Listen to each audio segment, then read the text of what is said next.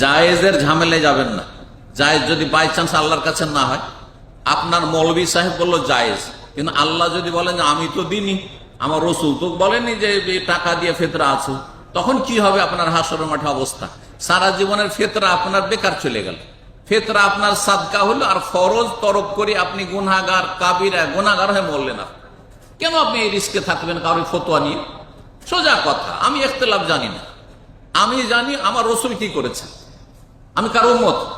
কার উম্মত আপনি? হ্যাঁ, মুহাম্মদ সাল্লাল্লাহু আলাইহি ওয়াসাল্লামের উম্মত, তাই না? নবীর উম্মত। নবী সাল্লাল্লাহু আলাইহি ওয়াসাল্লাম যদি একটা বছরও টাকা দিতেন, তাহলে নির্দ্বিধায় বলতাম যে এই বছরও টাকা দেব। নবী সাল্লাল্লাহু আলাইহি ওয়াসাল্লাম দেননি, তো আমার এসব যুক্তিতে মুক্তি খোঁজার দরকার কি? জাহান্নামে যেতে হবে। কেন রিস্ক নিতে যাব আমি? কেন আমি এরকম খাতরাই থাকবো? খবরদার না। সুতরাং কারো কথা না শুনে, যেমন স্পষ্ট হাদিস, খেজুর দিল একসা, 1400 বছর আগে মানুষ রুটি খেত, জবের রুটি। আমরা ছোটকালে জবের ছাতু খেয়েছি, এখন তো ওইটাও পান না আপনারা, তাই না? কিন্তু ছোটকালে আমরা জবের ছাতু অত্যন্ত শক্তিশালী। রোগীরা যখন একটু ভালো হইতে যেত, তখন আগের ডাক্তার, আমরা যখন ছোটকালে ছিলাম, জ্বর থেকে ভালো হয়েছে বলছে বার্লি খাওয়াইতে হবে, ইংরেজিতে বার্লি, ওইটাই বাংলায় জব। দাদা বুঝতে পারছেন? শাইর। তো জবের রুটি নবী সাল্লাল্লাহু আলাইহি ওয়াসাল্লাম খেয়েছেন, কিন্তু গমের রুটি খুব কমই পেয়েছেন। আর ভাত তো জীবনও চোখে দেখেননি, কারণ ভাত ছিলই না সেই যুগে, ভাতের ব্যবস্থা। তো একসা খেজুর না হয় একসা জব কার ফরজ? গোলাম হলেও ফরজ। আজকাল গোলাম নেই, অর্হরে স্বাধীন ব্যক্তির ওপর ফরজ, পুরুষের ওপর ফরজ, নারীর ওপর ফরজ। নারীর যদি নিজের পয়সা না থাকে, তো যার অধীনে আছে তার ওপর ফরজ। যেমন স্বামী আছে, তো স্ত্রীর তাকে ফেতরা দিতে হবে। মেয়ের আছে, মেয়ের বাবাকে দিতে হবে। জি, মেয়ের বাবা নেই, দাদা আছে, তো দাদার উপরে ফরজে তোমার, হ্যাঁ, নাতিনদের পতিনদের তোমাকে দিতে হবে, ইত্যাদি। ছোট অসাগির, ছোটরও দিতে হবে, অল কাবির, বড়রও দিতে হবে। মিনাল মুসলিম, মুসলিমের, বুখারী মুসলিমের হাদিস। মুসলিম, তাহলে অমুসলিমের উপরে ফেতরা ফরজ নয়। অমুসলিম ফেতরা দিলে ফেতরা হবে না, তাহলে অমুসলিমকে বলতে হবে আগে কালিমা পড়ো। কি করো? অমুসলিম যদি কালিমা না পড়ে, তো নামাজ পড়েই তো লাভ নেই, রোজা রেখেই তো লাভ নেই। আগে শুরু করতে হবে কোথা থেকে? চাবি। ইসলামের চাবি হচ্ছে লা ইলাহা ইল্লাল্লাহ। ইসলামের চাবি হচ্ছে লা ইলাহা ইল্লাল্লাহ। লা ইলাহা ইল্লাল্লাহ না হইলে আপনার কাছে চাবিই নেই। আর চাবি নাই, তাহলে কিসের জান্নাত খুলবে আপনার? জান্নাত খোলার পরে জায়গা পাওয়ার জন্য তখন 5 ওয়াক্ত নামাজ। কথা বোঝা গেছে?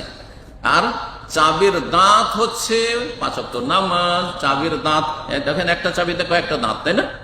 ঠিক ওই রকমই দাঁতগুলো নবী সাল্লাল্লাহু আলাইহি ওয়াসাল্লাম বা একজন প্রখ্যাত তাবেঈ বলেছেন যে দাঁত, চাবির দাঁত লাগে। এমনি একটা লোহা হইলে কোনো তালা খুলবে না। ঠিক দাঁত হচ্ছে ফরজ ওয়াজিবগুলি, 5 ওয়াক্ত নামাজ না হইলে আপনার শুধু এই লোহা দিয়ে আপনার কোনো তালা খুলবে না। তো লা ইলাহা ইল্লাল্লাহর সাথে চাবি লাগবে 5 ওয়াক্ত সালাত। 5 ওয়াক্ত নামাজ ঠিক করে নেওয়া সবচাইতে গুরুত্বপূর্ণ বিষয় আজকালকার জামান। একজন মানুষকে ধার্মিক হওয়ার জন্য প্রথম ধাপই হচ্ছে 5 ওয়াক্ত নামাজ। নামাজ নেই, কিসের ধার্মিক? কোনদিন বেনামাজিকে কেউ ধার্মিক বলবে? চিন্তা করুন তো দেখি। আর আজকালকার ফিতনার যুগে, ব্যস্ততার যুগে একজন মানুষ 5 টাইম আল্লাহর সামনে যদি হাজিরা দেয়, তাহলে জানতে হবে যে তার মধ্যে ইসলাম আছে, তার মধ্যে ইসলাম আছে। ত্রুটি থাকতে পারে, কিন্তু ধীরে ধীরে ধীরে ত্রুটি কমে আসবে, তওবা করবে, সংশোধন করবে, কারণ সে 5 ওয়াক্ত নামাজ পড়ছে। আর যেই ব্যক্তি বেনামাজি, নামাজের সময় শুয়ে থাকে, সেই ব্যক্তির তওবার আশা খুব কম, তওবার আশা খুবই কম। সুতরাং নামাজটা ঠিক করে, নামাজে যেন কোনো রকমের গলদ না থাকে, নামাজে কোনো রকমের ঘাটতি না থাকে। পেটে যদি বাচ্চা থাকে তাহলে ফরজ নয়, কিন্তু উসমান রাদিয়াল্লাহু তাআলা আনহু খলিফা, তিনি তার স্ত্রীর পেটে বাচ্চা থাকলে দিয়ে দিতেন। সুতরাং যাদের স্ত্রীরা, মা বোনেরা গর্ভবতী আছে, তাদের পক্ষ থেকে কেউ যদি ফিতরা দিয়ে দেয় পেটের বাচ্চার পক্ষ থেকে, সেটা মুস্তাহাব এবং খলিফায়ে রাশেদের সুন্নাত, দিলে দিতে পারেন। আচ্ছা, ফিতরা দিলে লাভ কি, হেকমত, তত্ত্ব, রহস্য কি? কয়েকটি রহস্যের কথা বলেছেন, তার মধ্যে 2টো হাদিসের মধ্যে এসে। একটি হচ্ছে গরিবের উপকার করা। কার উপকার করা? গরিব মানুষ দিন মজুর করে সারা বছর খায়, ঈদের দিনগুলি তো দিন মজুর করাবেন গরিবকে? না না, ঈদের 2-4-5টা দিন ওকে ফ্রি করে দেন। এই যে রিক্সা চালাতে হবে না তোকে, তোকে দিন মজুর করতে হবে না, তোকে রাস্তায় গিয়ে দাঁড়িয়ে থাকতে হবে না যে কোথায় কাজ পাবো না পাবো, কাজের সন্ধান করতে হবে না। এ 5টা দিনের ফেতরা তোকে খাওয়া দাওয়ার খরচ দিয়ে দিলাম পরিবারের, আরামসে বসে বসে খা, আর তারপরে ছুটি কেটে তারপরে দিন মজুর কর। তো 1 নম্বর উদ্দেশ্যই হচ্ছে ফেতরা কার জন্য? ফেতরা মাদ্রাসা মসজিদের জন্য নয়। খুবই নাজায়েজ কাজ আমাদের ভারত, বাংলাদেশ, পাকিস্তানে হচ্ছে যে অধিকাংশ ফেতরাগুলি মাদ্রাসায় চলে যাচ্ছে, একেবারে নাজায়েজ কাজ হচ্ছে। আসলে ফেতরা গরিব, মিসকিন, অভাবীদের জন্য। মিসকিন মানে ভিক্ষুক নয়, কিন্তু মিসকিন মানে কি? যার অভাব আছে, খাওয়া দাওয়া জুটে না, চিকিৎসা জুটে না, ঋণের বোঝা আছে, তার উপরে চেপে আছে, ঋণ দিতে পারছে না, ঋণের জর্জরিত। আর হারাম কাজে ঋণ হয়নি, কিন্তু আবার অধিকাংশ লোক কিন্তু হারাম কাজে ঋণ, সুদের উপর টাকা নিয়েছে আর তারপর ঋণের বোঝা চেপে গেছে, তাহলে তাকে দেওয়া যাবে না, যেহেতু সে হারাম পথ অবলম্বন করেছে। কিন্তু সংসার চালাতে গিয়ে ঋণ হয়ে গেছে, অথবা একটা ব্যবসা করতে গেছিল, তারপরে মার খেয়ে গিয়ে ঋণ হয়ে গেছে, অথবা চিকিৎসা করাতে গিয়ে ঋণ হয়ে গেছে। যে কোনো এইরকম বৈধ কাজে গিয়ে যদি ঋণ হয়ে গিয়ে থাকে কারো ওপর, তাহলে সেও মিসকিন, দরিদ্র, তাকেও দেওয়া যাবে। এই দিনগুলিতে যাতে মানুষকে ভিক্ষা না করতে হয়, অথবা মানুষকে রাস্তা রাস্তায় কাজের সন্ধানে বাড়াইতে না হয় একজন মুসলিমকে, সেই জন্য তারা এই দিনগুলিতে সচ্ছল লোকদের ছেলে মেয়ের মতো বা পরিবারের মতো তারাও যেন খুশির দিন কাটাতে পারে। আমার আপনার ছেলে মেয়েরা ঈদের দিনগুলিতে আমোদ ফুর্তি করছে, আর গরিব বেচারা ছেলে মেয়ের সাথে একটু বসতে পারছে না ঈদের দিন, এইটা যেন না হয়। সেও যেন আরামে বসে বাচ্চাদেরকে নিয়ে ঈদ করে, আর সবার জন্য ঈদ হয়, সবাই যেন ঈদে সামিল আমরা হইতে পারি। এক বড় হিকমত হচ্ছে গরিবের এহসান করা, উপকার করা। 2 নম্বর হচ্ছে উত্তম চরিত্র, মানুষের সাথে উত্তম আচরণ করা, সেটা হচ্ছে অভাবীদের সাথে সমবেদনা জ্ঞাপন করা, পাশে দাঁড়ানো, অভাবী সমাজের পাশে দাঁড়ানো। 3 নম্বর হচ্ছে রোজায় আমাদের অনেক দুর্বলতা এসেছে। রোজা অবস্থায় কেউ গীবত করে দিয়েছেন, রোজা অবস্থায় মিথ্যা কথা বলেছেন, রোজা অবস্থায় অনেক সময় হইচই করেছেন, রোজা অবস্থায় তর্ক ঝগড়া করে নিয়েছেন, রোজা অবস্থায় মেজাজ গরম করেছেন। মেলা রোজার মধ্যে ত্রুটি চলে আসে, রোজা অবস্থায় অন্যায় মেলা কথাবার্তা, আচার আচরণ হয়ে যায়। রোজার অবস্থায় ফেসবুকে এই চোখের পাপ করেছেন। তো এই যে ঘাটতিগুলো হয়ে গেছে, রোজা দুর্বল হয়ে গেছে, রোজার দুর্বলতা কাটানোর জন্য হচ্ছে কি? ফেতরা দিলে রোজার দুর্বলতা দূর হবে। 4 নম্বর হিকমত হচ্ছে ফেতরা দিলে আল্লাহর শুকরিয়া আদায় হয়, যে আল্লাহ তুমি গোটা রমজান আমাকে রোজা রাখার তৌফিক দিলে, আলহামদুলিল্লাহ, যে আমি 30টা 29টা যে রোজা হইল আমি রাখতে পারলাম। আল্লাহর শুকরিয়া আদায় করতে হবে। শুকরিয়া যেমন মুখে আদায় করব, অন্তর থেকে আদায় করব, তেমন ফেতরা আদায় করে কিছু আর্থিক দান করে আমি আল্লাহর শুকরিয়া আদায় করব। তো এই জন্য ফেতরা দেওয়ার মাধ্যমে আল্লাহর আমরা যেন শুকরিয়া জ্ঞাপন করছি, শুকরিয়া জ্ঞাপন করছি। যেমন আমাদের আনন্দ খুশি হলে আমরা 5টা 10টা আত্মীয় স্বজনকে কি করি? দাওয়াত দিয়ে খাওয়াই, বন্ধু বান্ধবকে খাওয়াই। ঠিক ওর চেয়ে গুরুত্বপূর্ণ হচ্ছে যে আল্লাহ আমাকে রোজা রাখার তৌফিক দিলেন, আমাকে তারাবি পড়ার তৌফিক দিলেন, রমজান মাসটাকে ইবাদত বন্দেগীর তৌফিক দিলেন, আল্লাহ আমাকে সুস্থ রাখলেন, ইমানের অবস্থায় রাখলেন, ভালো কাজের তৌফিক দিলেন। শুকরানা স্বরূপ আমি 3 কেজি করে খাদ্যদ্রব্য গরিব মিসকিনকে দান করে দিচ্ছি। 2টো হিকমতের কথা হাদিসে আছে। আব্দুল্লাহ বিন আব্বাস রাদিয়াল্লাহু তাআলা আনহু বর্ণনা করেছেন, বলছেন ফারাজা রাসূলুল্লাহ সাল্লাল্লাহু আলাইহি ওয়াসাল্লাম যাকাত আল ফিতরে, রাসূলুল্লাহ সাল্লাল্লাহু আলাইহি ওয়াসাল্লাম ফিতরা ফরজ করেছেন। তাহলে ফরজ কিসের জন্য? তোহরাতাল লিসায়েমে, রোজাদারকে পাক পবিত্র করার জন্য। কি থেকে? মিনাল্লাহ, অসার অবান্তর কথা থেকে। রোজা অবস্থায় অসার কথাবার্তা হয়েছে, ফালতু কথাবার্তা হয়েছে, অন্যায় কিছু হয়েছে, ওয়ার রাফাস, যৌনাচার। রোজা অবস্থায় হয়তো যদি সহবাস করে তাহলে তো কাবিরা গুনাহ, এবং রোজা নষ্ট করেছে, কাফারা দিতে হবে, 60 রোজা রাখতে হবে। কিন্তু এমনিতেই ধরেন রোজা অবস্থায় রাস্তা দিয়ে যাচ্ছেন, আজকাল তো বেহায়া বেপর্দা মহিলার তো অভাব নাই, বাজারে গেলেই বাড়ির বাইরে বেরোলে যেখানে সেখানে চেহারা খোলা মহিলা, সুন্দরী সুন্দরী মহিলা, এবং রোজা অবস্থায় ওইদিকে নজর চলে গেল।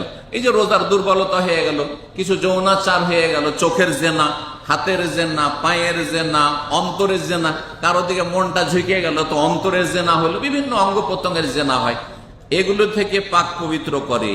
আর দ্বিতীয় তওমাতাল মাসাকিন, এই ফিতরা হচ্ছে গরিব মিসকিনদের ঈদের দিনগুলিতে খাদ্যের ব্যবস্থা করা, গরিব মিসকিনদের জন্য খাদ্যের ব্যবস্থা করা। নবী সাল্লাল্লাহু আলাইহি ওয়াসাল্লাম বলছেন যে এটা আদায় করতে হবে ঈদে যাওয়ার আগে। ফামান আদ্দাহা ক্বাবলা সলাতি ফাহিয়া যাকাতুন মাকবুলা। কেউ যদি ঈদে যাওয়ার আগে ফিতরা দিয়ে দেয়, আর সৌদি আরবে কিন্তু ফজর পরে সময় থাকে না। সৌদি আরবে যেহেতু সূর্য ওঠার 15 মিনিট পরে একবারে শুরু হয়ে যায়, আউয়াল ওয়াক্তে ঈদ শুরু হয়ে যায়, যার ফলে আমরা সকালে দেওয়ার অপেক্ষায় থাকবো না। দেশে সকালে দিলে ভালো, সকালে দিলে ভালো, কারণ সুন্নত উত্তম হচ্ছে সকালবেলা দেওয়া। ফজর নামাজ পড়ে ফিতরা দেন, গরিব মিসকিন বাড়িতে পৌঁছা দেন। এই না যে মসজিদে জমা করে দিলাম, আর জমা থাকলেও 2-3 দিন পর বিতরণ হবে। এটাও একটা বেদাতি কাজ, কিন্তু এটাও একটা ভুল কাজ, অন্যায় কাজ, যা অনেকেই করছেন। কিন্তু আমাদের দেশ আচার, এটা ইসলাম না, এটা ইসলাম বিরোধী কাজ। ফিতরা যদি গরিবের বাড়ি নাই পৌঁছে, তাহলে গরিব কি খাবে ঈদের দিনগুলিতে? তাহলে ঈদের আগে গরিবের বাড়িতে খাবারগুলি পৌঁছে দিতে, ওই সর্দারের বাড়ি জমা দিলে হবে না, ওই মন্ডলের বাড়ি জমা করলে হবে না।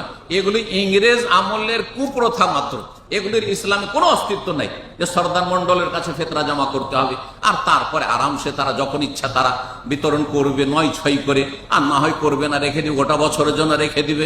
এসব নাজায়েজ কাজ সব করছে। আল্লাহ হেদায়েত করুক। বলছিলাম যে ফিতরা ঈদের আগে দিয়ে দিতে হবে। সৌদি আরবে যারা আছেন, বাংলাদেশের অধিকাংশ লোকেরা বাংলাদেশি দিবেন, কারণ সেখানে গরিব বেশি, সেখানে আপনার আত্মীয় স্বজন আছে, সেখানে গ্রামবাসী গরিব অভাবী আছে।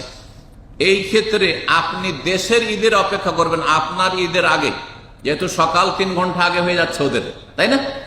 তাহলে ঈদের রাতে আপনি বলে রাখেন যে আমার ফিতরাটা এখনই রাত্রে দিয়ে দাও, না হয় সকালে সকালে দিয়ে দাও। তাহলে ওদের ফজর পরে যদি দিয়ে দেয়, তো তারপরে আপনার ঈদ হবে। আপনার ঈদ ধরেন এখানে হবে ধরেন 6টার দিকে বা 5:30টার দিকে, 6টা ধরেন 6টার দিকে ঈদ হবে, তখন ওখানে 9টা হয়ে গেছে। আপনি সকাল 7টাতে ওখানে দিয়ে দিতে বলেন, ফজর পরে সকাল 7টাতে ফিতরা দিয়ে দিতে বলেন, অথবা তার আগের দিন দিয়ে দিতে বলেন। সহিহ বুখারীতে একটি হাদিস রয়েছে যে সাহাবীর 1-2 দিন আগে দিতেন। সুতরাং আজকে 28 রমজান, 29 রমজান, এই 28 আজ কালের মধ্যে পরশুর মধ্যে কেউ যদি দিয়ে দেয় তাহলে জায়েজ। এই ক্ষেত্রে কিছু ওলামারা কড়াকড়ি করেছেন, 30 রমজান হলে 29-30 2 দিনের যেহেতু প্রমাণ আছে, আর যদি 29 রমজান হয় তাহলে 28-29। এই জন্য আজকে না, আজকে সন্ধ্যাবেলার পরেই দিলেই চলবে। আজকে রাত থেকে শুরু করে আপনি যে কোনো সময় দেশে অর্ডার করে দেন, গরিবের বাড়িতে আপনি ফিতরা 3 কিলো করে মাথা প্রতি আপনার অধীনে যতগুলি লোক আছে তাদের ফিতরা দিয়ে দেন। ওমান আদ্দাহ বাদাস সালাহ, যদি এই ফিতরাটি ঈদের আগে দেন, ফাহিয়া যাকাতুল মাকবুলা, সেটা আল্লাহর কাছে যাকাতুল ফিতর হিসাবে কবুল হবে। ওমান আদ্দাহ বাদাস সালাহ, আর কেউ যদি ঈদের পরে আদায় করে, ফাহিয়া সাদাকাতু মিনাস সাদাকা, তাহলে সেটা সাধারণ সাদকাই দানে পরিণত হবে, সেটা দিয়ে ফিতরা আদায় হবে না। আবু দাউদের হাদিস, তিরমিজির হাদিস। ফিতরা সম্পর্কে বললাম, হাদিসটিতে চলে এসছে আনুষঙ্গিক, কিন্তু আবার সেই পয়েন্টটি স্পষ্ট করছে, সেটা হচ্ছে কি দিয়ে ফিতরা দিতে হবে। কিসের? মানুষের খাবার না পশুর খাবার? এখন গরু ছাগলের খাবার দিলে হবে না। যদি কেউ মুরগি বিড়ালের খাবার দেয়, আজকাল তো দামি দামি খাবার, বিড়ালের খাবার দোকান খুলছে, তাই না? এই খাবার দিলে হবে? মানুষের খাবার হইতে হবে, মানুষ যেটা খায়। তাহলে যা আপনি খান খাদ্যদ্রব্য মানে যেটা খেয়ে দিয়ে বাঁচে, আর আজকালকার প্রধান খাদ্য হচ্ছে চাল, সুতরাং চাল দিলে বেশি ভালো। আর যদি কেউ গম দেয় তবু চলবে, খেজুরে দেয়, হাদিসে যেহেতু খেজুর এসে খেজুর দিলেও চলবে, কিশমিশের কথা হাদিসে কিশমিশ দিলেও চলবে।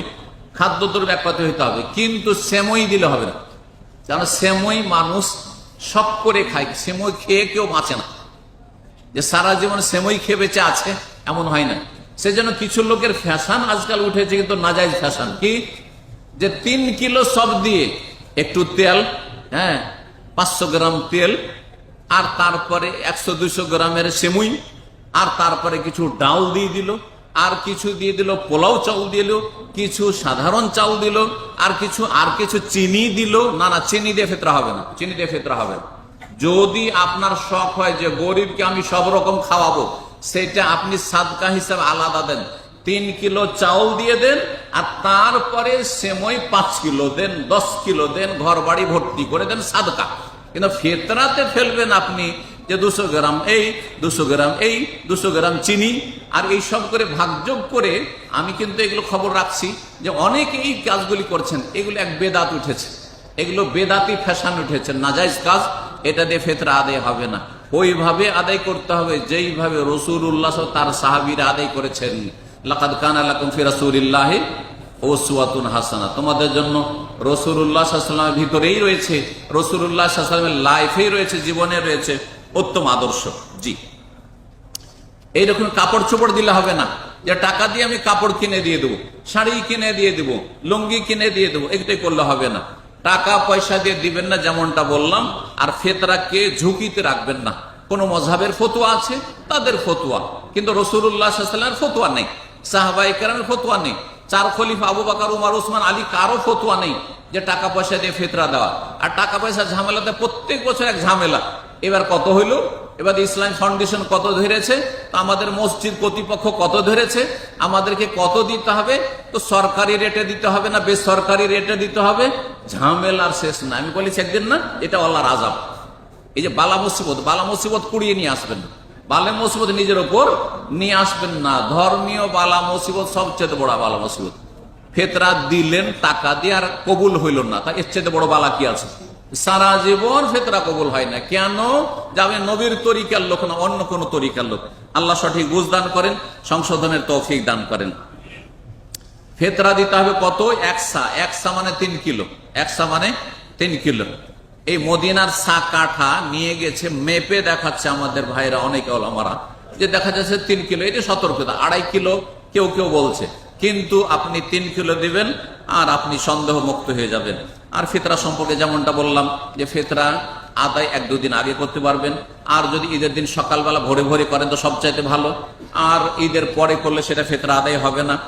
আর ফিতরা দেওয়ার ক্ষেত্রে যেখানে মানুষ বাস করে সেখানে যদি গরিব পায় তো সেখানে দেওয়া ভালো, কিন্তু সাধারণত দেখা যায় যে এখানকার চাইতে বেশি আমাদের আত্মীয় স্বজন বেশি গরিব রয়েছে, সুতরাং দেশে যদি ফিতরা, কিন্তু ফিতরা এই বাহানাতে যেন থেকে না যায়, ফিতরা এখানেও দিলেন না আর ওখানেও দিলেন না, এমনটা যেন না হয়।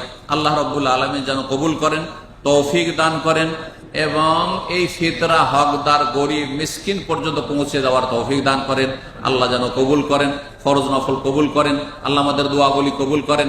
আল্লাহ রাব্বুল বালা মুসিবত থেকে আল্লাহ হেফাজতে রাখেন। আমাদের মাঝে যারা অসুস্থ রয়েছে তাদেরকে আল্লাহ রাব্বুল আলামিন শিফা দান করেন। যারা আমাদের মধ্যে বিপদগ্রস্ত রয়েছে আল্লাহ বিপদ মুক্ত করেন। যারা ঋণগ্রস্ত রয়েছে ঋণ মুক্ত করেন। যারা বেরোজগার হয়ে রয়েছেন কাজ কামের ব্যবস্থা নেই আল্লাহ ভালো রুজির ব্যবস্থা করে দেন। আল্লাহ আমাদের সকলের রুজিতে যেন বরকত দান করেন। শরীর স্বাস্থ্য আল্লাহ যেন ভালো রাখেন, মানসিক শারীরিক সব দিক থেকে আল্লাহ ভালো রাখেন। আল্লাহ যেন আমাদেরকে হায়াতে তাইয়্যিবা নেক জীবন আল্লাহ দান করেন। আল্লাহ রাব্বুল আলামিন আমাদেরকে নেক ছেলে মেয়ে দান করেন, নেক স্ত্রী দান করেন, দুনিয়া আখিরাত আল্লাহ কল্যাণ দান করেন, জাহান্নামের আযাব থেকে রক্ষা করেন, জান্নাতুল ফিরদৌস দান করেন। ওয়া সাল্লাল্লাহু ওয়া সাল্লাম আলা নবিয়িনা মুহাম্মদ ওয়া আলা আলিহি ওয়া সাহবিহি আজমাইন।